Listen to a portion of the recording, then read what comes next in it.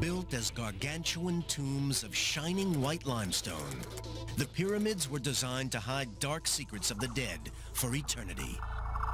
For thousands of years, they have prompted fantastic myths and legends, as well as real and baffling scientific riddles. How were these mausoleums constructed, hundreds of feet high, true to within inches? Why was a nation devoted to housing its dead?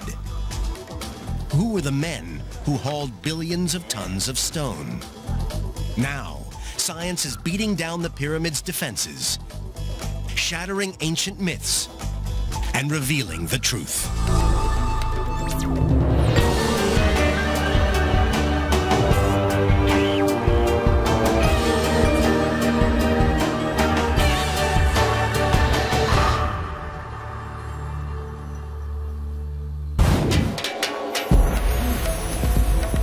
The pyramids of ancient Egypt stand like giant sentinels watching over the city of Cairo. Built more than 2,000 years before the birth of Christ, these stone giants continue to mystify and captivate archaeologists seeking to understand their origins and purpose. I think Egypt has such a grip on us because they had access to stone, and with that stone, they built the world's first skyscrapers. There's something about us that we see in that. The pyramid builders left no record of how they erected these massive superstructures, and thousands of years of myth and legend have hidden their real purpose. The only clues are the pyramids themselves. Scientists must study the stones to discover how these extraordinary buildings were constructed, and to learn who built them using simple, primitive technologies. These are very sophisticated monuments. The Great Pyramid is the high-tech of antiquity. The scale of the achievement is astonishing. The Great Pyramid is 481 feet tall and is made up of 2.3 million blocks, some weighing as much as 50 tons. The whole structure weighs almost 6 million tons. That's the equivalent of 16 Empire State Buildings. For 38 centuries, it was the tallest building on Earth. What's more, it's an incredibly precise piece of engineering. The 755-foot sides vary in length by less than 2 inches. It's not just the exterior building that's extraordinary. Inside is a complex of passageways and chambers built from one of nature's hardest rocks. The stonework is so precise that even a credit card cannot slip between the blocks, all constructed by a people who hadn't discovered the wheel. The accuracy of the Great Pyramid is something that makes me stand in awe. The first Egyptologists tried to blast their way to the truth with dynamite. They forced their way into the pyramid's secret chambers. But they may have destroyed more than they uncovered. Dynamite especially might have obliterated clues left behind by the ancient Egyptians, telling us more about the pyramids or how they were built.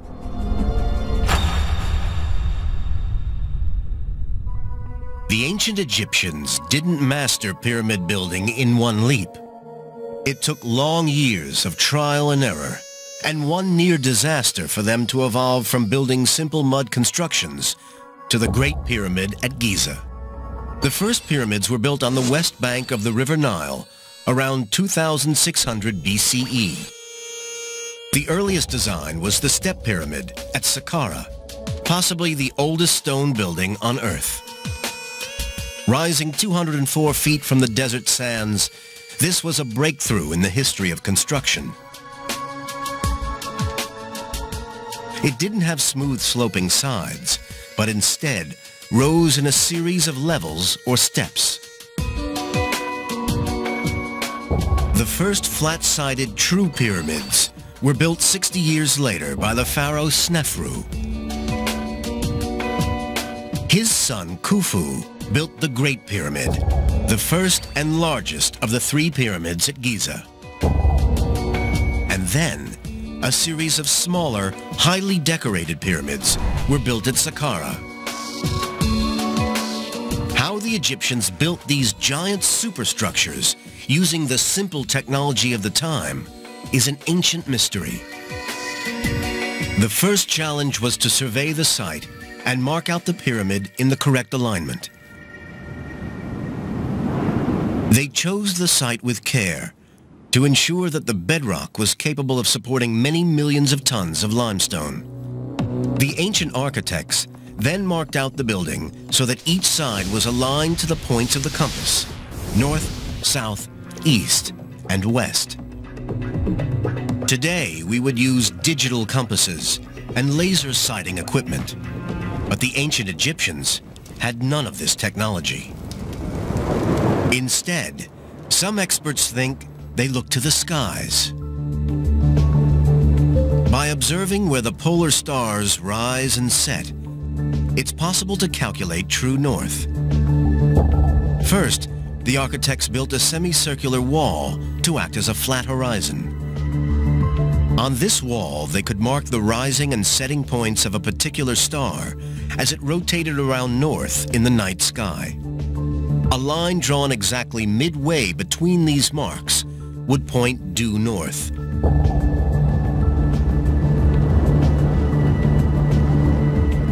Using just this low-tech method, the Great Pyramid was aligned with breathtaking accuracy.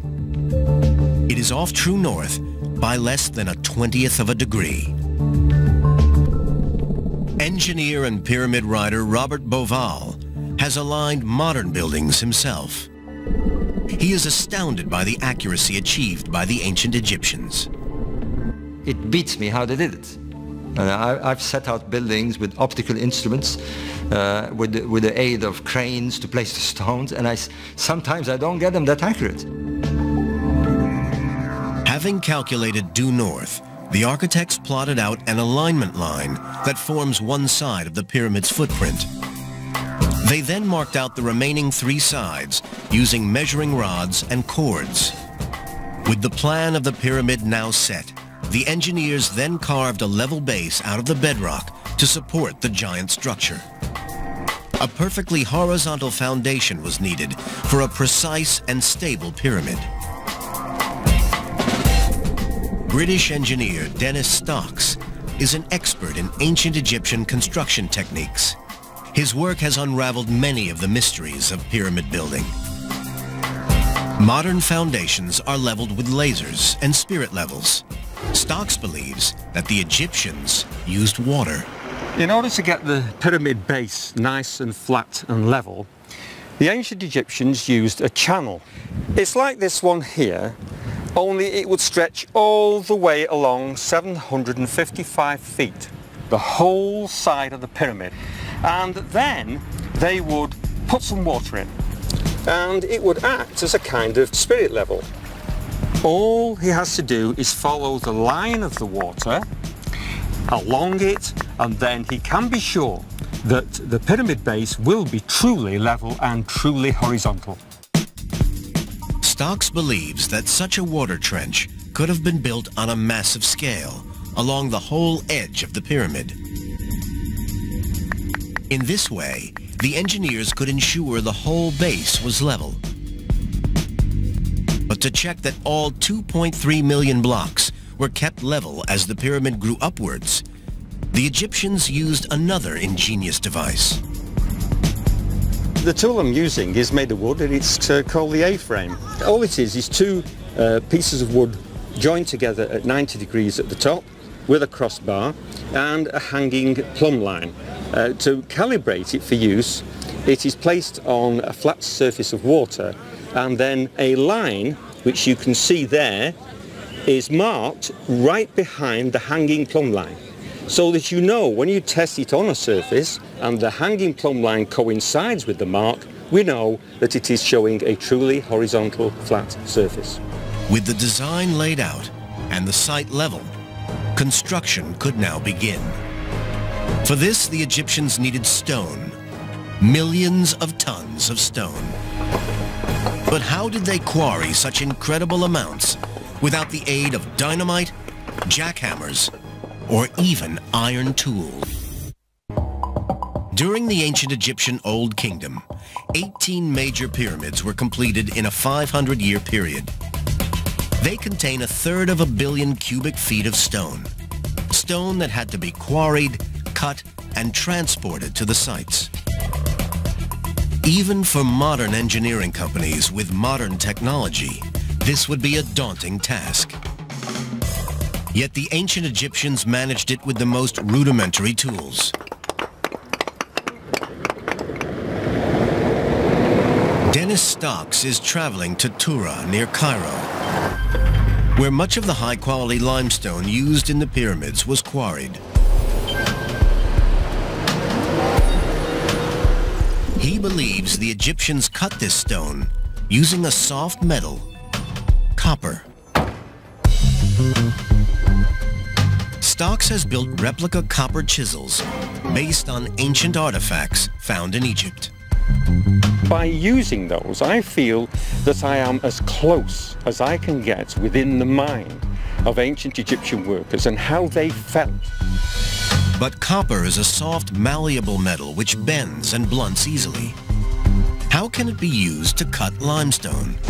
Now, the tools that I have in my hand at the moment are the first ones that the ancient craftsmen would use. And this one is a mallet, which is used to strike this copper tool, which is shaped into a chisel. And in order to do this, you lay the chisel against the stone at an angle, position the mallet, and then strike. Quite hard blows, and you will see big chips of stone coming away. That's all right for rough working, but we have another copper chisel which can be used for more finer working in order to get much less stone off at a time, but will bring the surface closer towards the surface which is totally flat. Stocks' research shows that it's possible to carve limestone blocks using soft copper chisels. And it turns out that the Egyptians were the unwitting recipients of some good fortune. Detailed chemical analysis of ancient tools shows that Egyptian copper wasn't pure. It contained small traces of arsenic. By a lucky chance, this impurity holds the copper crystals together and actually makes this copper tougher than its pure form. This fluke of chemistry helped the Egyptian stonemasons quarry most of the 2.3 million limestone blocks in the Great Pyramid. The pyramids are mostly made of the relatively soft rock limestone. But the Egyptians also used a much tougher kind of stone, granite. They used this hard, beautifully colored stone for the most important sections of the design, such as the king's chamber within the Great Pyramid. And copper chisels have absolutely no effect on this rock. Sophisticated modern quarrying tools can cut through granite, but the Egyptians had not even learned how to forge iron.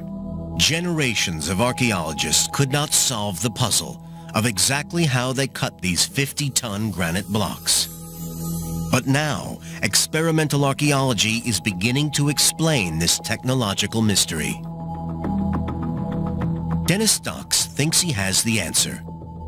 He believes the Egyptians did use copper saws. And not just ordinary saws. They didn't even have teeth. This material here is very hard granite. And to cut this, you need a special tool. And this is a copper saw. But it's toothless. It's got no teeth at all. And you say, well, what's going to do the cutting? Well, it's sand. But it's the quartz crystals within the sand which embed themselves into the softer copper. And because the saw's dragging those crystals backward and forth within the slot, that actually does the cutting. And slowly, bit by bit, the stone is cut right the way through. Quartz crystals in the sand are so hard that they gradually grind through the solid granite. But using these saws, the ancient Egyptians could only have cut granite at a rate of 2 cubic inches an hour. It still would have taken 4 months to carve out the sarcophagus inside the Great Pyramid. With soft copper and a cutting edge provided by arsenic and sand, the Egyptians cut vast quantities of rock. They had to then assemble these blocks into a monument that could stand the test of time. But what made the Egyptians decide to build a pyramid in the first place? Why did they choose this now iconic shape? They were looking for a stable form. Like a mound of gravel, the pyramid is supported by a wide base and low center of gravity. More than 2/3 of the weight is in the bottom third of its height. But the design wasn't just about engineering. It was also influenced by their beliefs. When people want to go up, to do so and have stability, a mound is very stable. But of course, there is a symbology in all of this. There may be several mystical influences behind the pyramid shape. One explanation looks at the worship of a mystical stone known as the Benben stone. Nobody knows where this legendary stone originated. Some think it was a meteorite. It has long since vanished, but the pyramidions, or capstones, that form the very top of the pyramids are modeled on the original pyramid-shaped Benben stone. Could this be the reason why pyramids are built in their distinctive form? But with the sun playing such a key role in Egyptian religion at the time, there is another possibility. Maybe the sun itself was the key. The pyramid can be seen as a stone representation of a sun ray coming down from the heavens.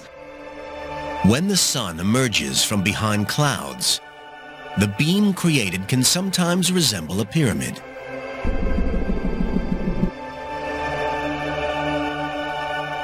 So a stone representation of a sunbeam is a possibility. But perhaps it was simply the pure geometrical form of a pyramid that appealed to the Egyptians. Ironically, the first pyramid, the step pyramid, didn't have smooth sloping sides. It rose in 6 separate layers. It was Pharaoh Snefru, the pioneer of pyramids, 60 years after the step pyramid was built, who created the first smooth-sided, true pyramid. This was a radical new concept, and its success would rest on a critical engineering decision. At what angle should the sides rise? The steeper the angle, the taller and heavier the pyramid would be. If they made it too steep, it might be too heavy for the foundations. Snefru's architects settled on an angle of 55 degrees. At first, things went well, but halfway through construction, cracks began to appear in the pyramid's internal chambers. According to a survey by Italian archaeologists Marigiolio and Rinaldi, the pyramid is built on soft, slaty clay. Only the edges rest on a solid stone foundation. As the pyramid rose, this soft core sank under the weight. The architects had to come up with an answer, or the pyramid might collapse. Construction stopped. Eventually, their dramatic solution changed the whole direction of the build. The architects decreased the angle of slope from 55 degrees to 43 degrees. This reduced the height of the pyramid by 100 feet and the weight by more than 400,000 tons. The engineer's mistake probably angered the pharaoh, but their solution was a success. 4,500 years later, the bent pyramid, as it's now known, still stands, though with its slightly unusual shape. Major pyramids would never again be built at such a steep angle. For his next pyramid, Snefru's architects were understandably cautious. They built the Red Pyramid at just 45 degrees. It has the shallowest angle of any of the Egyptian pyramids. and it's still standing.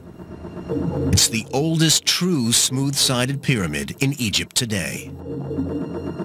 After this success, the architects grew more confident. They now built steeper and steeper, culminating in the angle of the Great Pyramid. Its sides climb at an angle of slightly less than 52 degrees, rising to a summit of 480 feet. But how did they manage to maneuver 2.5-ton blocks to such an incredible height without the crane or the block and tackle? It was a challenge to the ancient Egyptians and still remains a mystery to modern archaeologists. Egyptologist Mark Lehner has spent 30 years studying the pyramids hands-on. My approach to the question was, where are the quarries? What kind of a ramp can you get from the quarry to the pyramid in a functional slope? Lehner and almost all Egyptologists believe that some kind of ramp was used to raise the stone blocks. The type of ramp remains a mystery. Did they approach the pyramid straight on? Zigzag up one side? Or spiral around it? Because the ramps were dismantled once the pyramid was complete, only fragments of evidence are available to archaeologists. But it was ramps and sheer muscle power that allowed millions of blocks to reach the summit. Once in position, the builders faced a new task. The blocks had to be fitted together.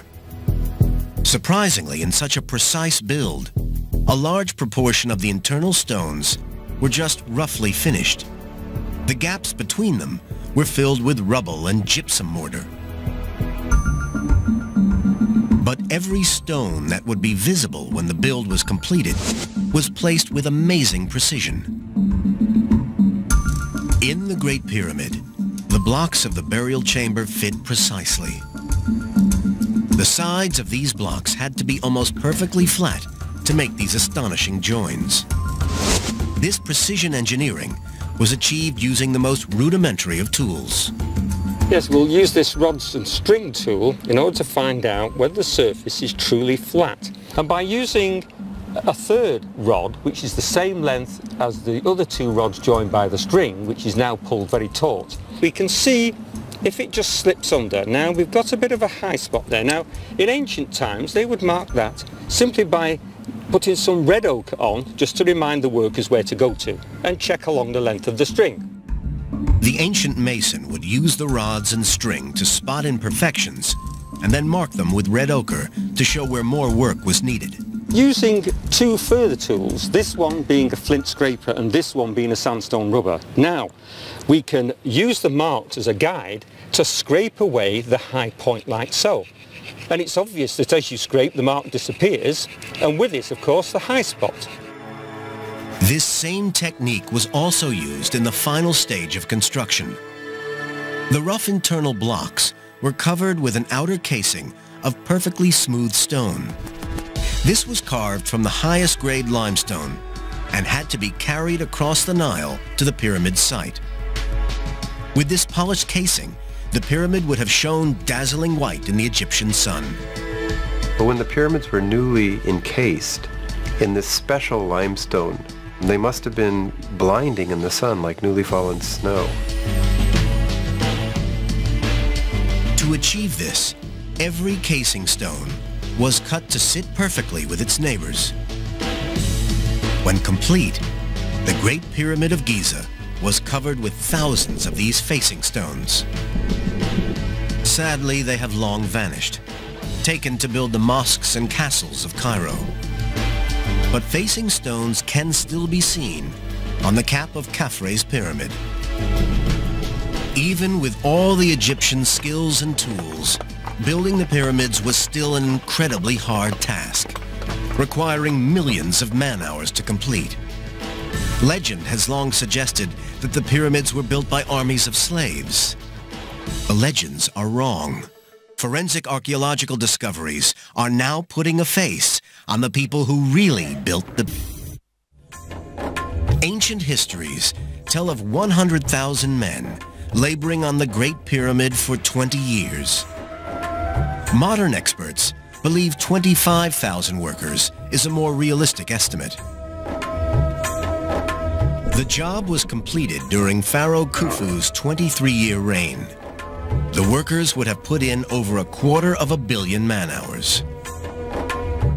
Ancient Egypt was a rich land, but for such a mammoth undertaking, the builders would have had to source materials from across the whole country. The vast granite blocks had to be floated 600 miles down the Nile from the quarries at Aswan. Keeping a pyramid build on track was a logistical nightmare that would test even a modern engineering firm. Engineer Craig Smith has overseen vast construction sites and has analyzed how a pyramid build might operate. You don't have cell phones, you don't have pagers, you don't have laptop computers, you have millions of pieces of material that have to arrive at the right point in time. Egyptian communications depended upon papyrus and foot messengers. Yet they kept track of thousands of workers and countless millions of pieces of raw material. Craig Smith has calculated the cost of building a Great Pyramid in today's money. If you did it with limestone, it'd be about $4 billion and would take about 4 years. That's considerably less than the 23 years it's estimated it took to build the Great Pyramid. But we should not underestimate the scale of their achievement. The ancient Egyptian craftsmen would have had to place a block every 2 minutes, 270 blocks every single day for 23 years. And on top of its sheer scale, the pyramid was built to last for all eternity. We haven't built anything of that scale in recent times that probably has any likelihood of lasting 4,500 years. The Great Pyramid alone was a triumph of human ingenuity.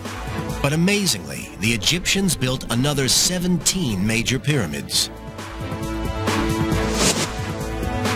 This pyramid building epic spanned 5 centuries and was perhaps the greatest construction project of all time. These pyramids are known by the names of the pharaohs who commissioned them, but the identity of the actual people who built them has long remained a mystery until now.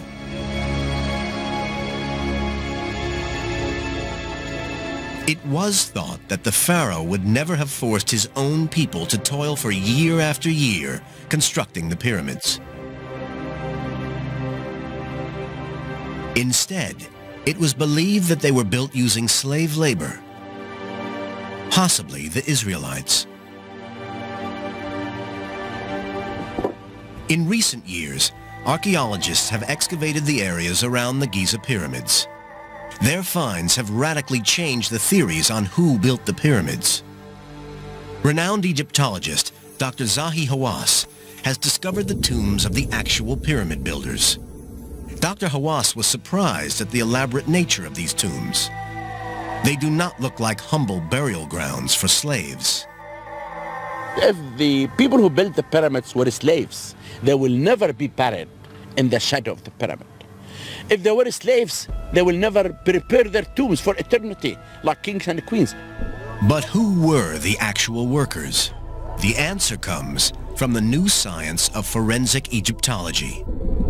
Egyptologist Rosalie David works with biologists and artists who reconstruct the lives of the men who built the pyramids. CAT scans and 3D imaging resurrects faces of the ancient Egyptians from mummified skulls. This is the reconstructed face of an Egyptian who lived thousands of years ago. You do get a sense of the character of the person. They cease to be a wizened mummy or a dry skeleton. And there they are with the flesh, the eyes, the hair. You're looking at somebody who could be alive today. Forensic analysis of workers' bones provides conclusive evidence that the pyramid laborers were not foreign slaves. The idea that the pyramids were built by slaves is totally wrong.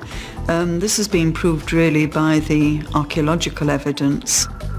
So all the studies on the bodies show that they are Egyptians. They're not from overseas.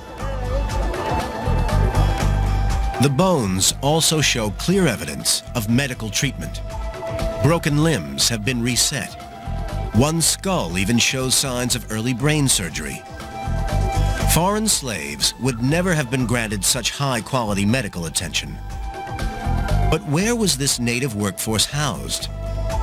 To Mark Lehner, the pyramid builders' town must have been near the Giza Plateau. If there were 20,000 people out there, to say nothing of 30,000, it would have been one of the largest cities in the world in the 3rd millennium BC. So where was it, and where was all the infrastructure?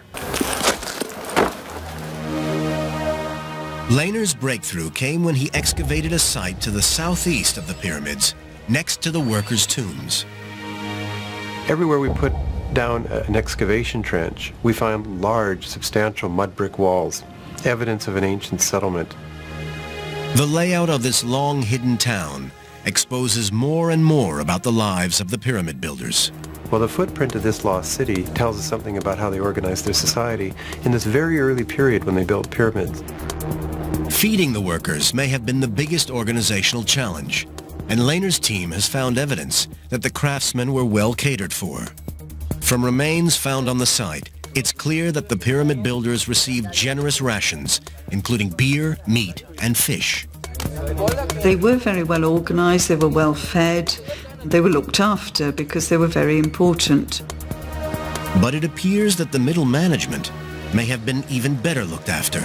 They were eating a lot of meat, sheep, goat, but especially cattle.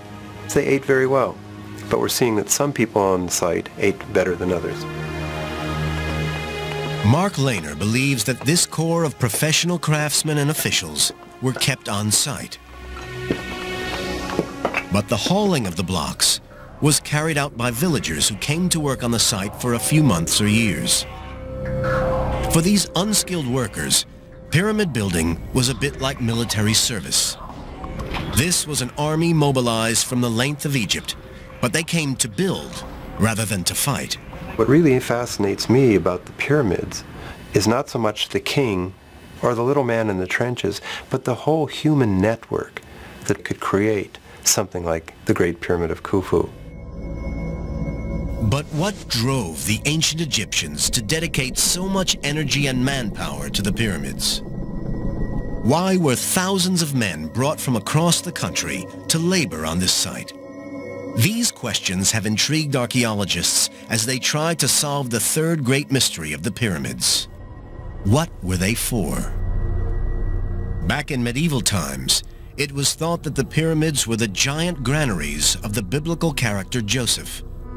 But most modern Egyptologists believe that they are tombs for the pharaohs. The largest and grandest tombs ever built. Although centuries of tomb raiding means that no remains of a pharaoh have ever been discovered inside a pyramid. And no mummy was ever found in the so-called burial chamber of the Great Pyramid of Khufu.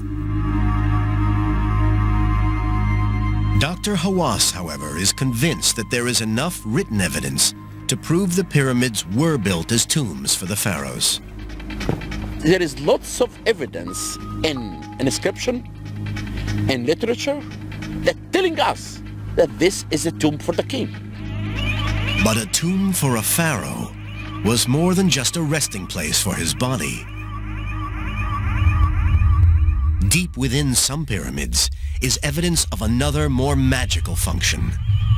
These tombs were built as gateways to the stars. In 1879, a workman was passing one of the later Saqqara pyramids at dawn when he saw a jackal. The beast seemed to be taunting the workman, almost asking to be chased.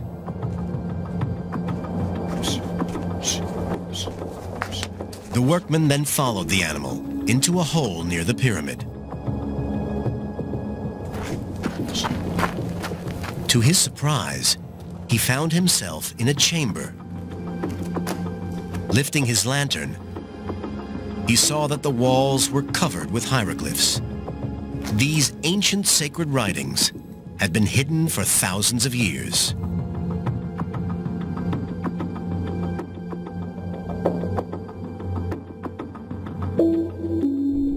Jim Allen is a world expert on these hieroglyphs, or pyramid texts. He believes they give us a unique insight into the intentions of the pyramid builders. They are the oldest religious texts known from Egypt, which makes them one of the oldest bodies of religious texts in the world. The texts revealed nothing about how the buildings were built, but they do reveal the pyramid's ultimate purpose. The pyramids were not created as simple resting places for the pharaohs. They were built as giant machines for turning men into gods.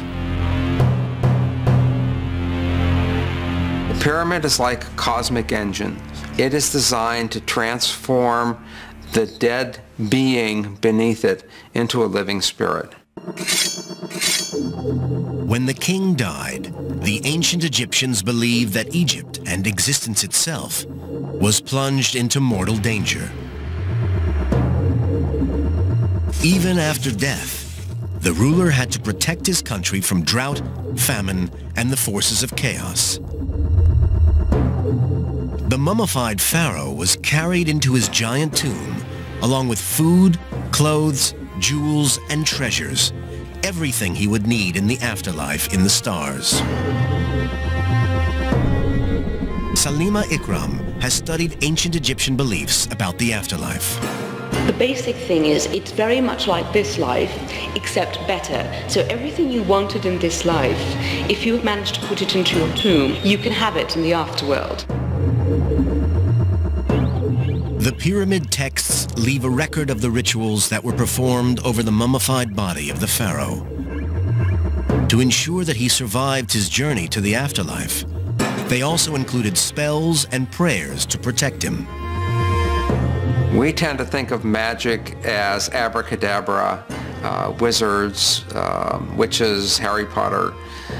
To the ancient Egyptians, magic was a part of the universe. For the Egyptians, this was the science of survival. There is no superstitious mumbo-jumbo in ancient Egypt. Everything has a meaning, everything has a purpose. Once the rituals were completed, the pyramid was sealed, hopefully for all eternity. The pharaoh was then free to make his journey to the afterlife, to be reborn as an eternal star.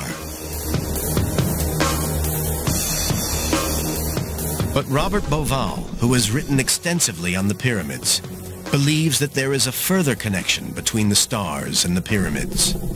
For years, he has been intrigued by the links between Egyptian religion and astronomy. It all started with an aerial photograph of the Giza pyramids. Bauval noticed a very distinctive pattern. I was looking at monuments that had been laid according to a plan. There were two large pyramids set along a diagonal. But what bugged me, what really got me, was there was a third, smaller one offset from the diagonal. This faulty diagonal reminded him of the stars of Orion's belt. It has two bright stars and one dimmer star offset. The relative sizes and positions of the three Giza pyramids seem to match those of the three stars.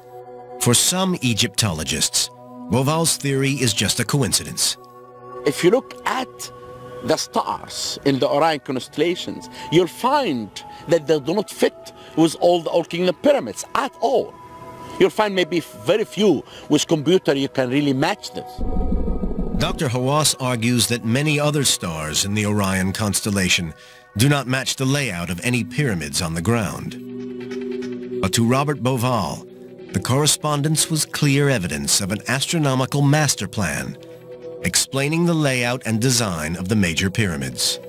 You cannot deny the fact that there are three stars that look like the plan of the pyramids. Two large ones, small one, offset.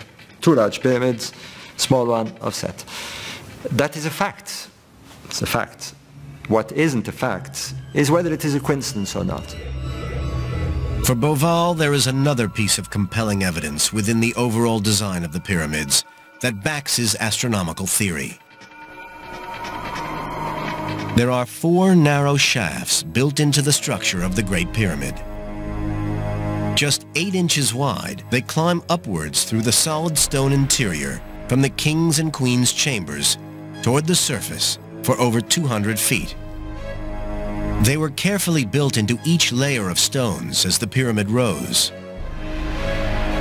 These stone shafts may hold clues to some of the last remaining mysteries of the pyramids.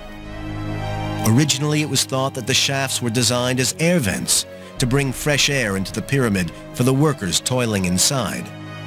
However, for Boval, these shafts are far more significant. As he examined their orientation, he felt he was cracking a secret code, a code built into the very structure of the pyramid. But it was exciting to realize that I was beginning to listen to the silent language of the pyramid. Boval believes each of the 4 shafts running through the Great Pyramid is built to point directly toward a major star. What's more, each of these stars is critically important in the ancient Egyptian religion. One of the southern shafts points toward Sirius, the counterpart of the goddess Isis, while the other points to Al-Nitak, one of the stars in Orion's belt. This constellation was the heavenly equivalent of Osiris, the Egyptian god of death and resurrection. The star shafts may be aligned this way to help the spirit of the pharaoh ascend to heaven, to join the god Osiris and become a star alongside him. So we have a kind of language, if you like. I call it astroglyphics. The pyramid speaks through its architecture and through its symbolic astronomy.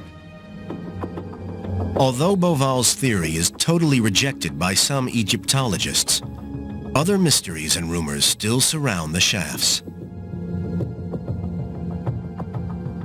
Dr. Hawass believes that they may lead to unseen treasure within the pyramid's core.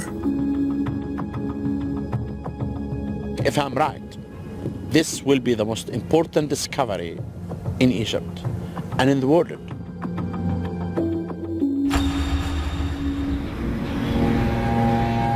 The Great Pyramid at Giza contains a complex of shafts and chambers. Researchers have already discovered 3 possible burial chambers linked by corridors, including the magnificent Grand Gallery. But in recent years, interest has focused on 4 mysterious shafts that run from the King and Queen's chambers toward the surface. These narrow channels are surrounded by rumors of hidden chambers and astrological links. In the 1980s, a French team studied the structure of the Great Pyramid using microgravimetric techniques which detect variations in the density of objects. Their study identified several areas of differing density, suggesting that there may be undiscovered chambers near the top of the pyramid. In 1993, Dr. Zahi Hawass worked with a German robotics team to explore the shafts in the Queen's chamber. What they discovered rocked Egyptology. After 200 feet exactly, the robot was stopped in front of a door with 2 copper handles. The southern shaft was sealed by a solid limestone slab, which blocked the robot exploring further. In 2002, a different team went back with a more advanced robot. It carried drilling equipment designed to cut through the limestone panel. Remote sensing techniques, similar to those used to find earthquake survivors, had revealed that the slab was only 3 inches deep. The robot climbed up the narrow shaft and drilled a small hole, just big enough for a tiny camera to pass through. What the camera revealed was totally unexpected. Another limestone door across the shaft. For some observers, it was a bitter disappointment. But for Dr. Hawass, this was still an important find. We are not looking for the doors of Alibaba and the 40 thieves. We are looking for archaeology. Then anything that you discover inside the pyramid, it's a major discovery. Behind this second door is a region of the pyramid unseen for over 4,500 years. Dr. Hawass believes that a hidden chamber may lie behind the limestone slab. He is now ready to go back inside the Great Pyramid and believes he may find the ultimate archaeological prize. I still believe that the burial chamber of Khufu is still hidden inside the pyramid, that we're going to go through the first door and the second door to find out what is the mystery behind them. If Dr. Hawass uncovers the tomb, it could be the greatest find ever, greater even than the discovery of the tomb of King Tut. Here may lie the last mystery of the pyramids, the final resting place of Khufu, one of the greatest of pharaohs. Sealed since the day when the pyramid was finally completed and stood gleaming in the desert sun. The Great Pyramid is the only wonder of the ancient world left standing. Its polished stone casing has long gone, and it has lost 30 feet in height since it was built. But even at that rate, it might take another 65,000 years before it disappears from the skyline. The pyramids stand as a testament to the extraordinary skills of the people who built them. They tower over history itself, truly among the greatest achievements of mankind, past and present. They stand there against all the odds after thousands of years, and they trumpet immortality. As the ancient Arab proverb says, man fears time, yet time fears the pyramids.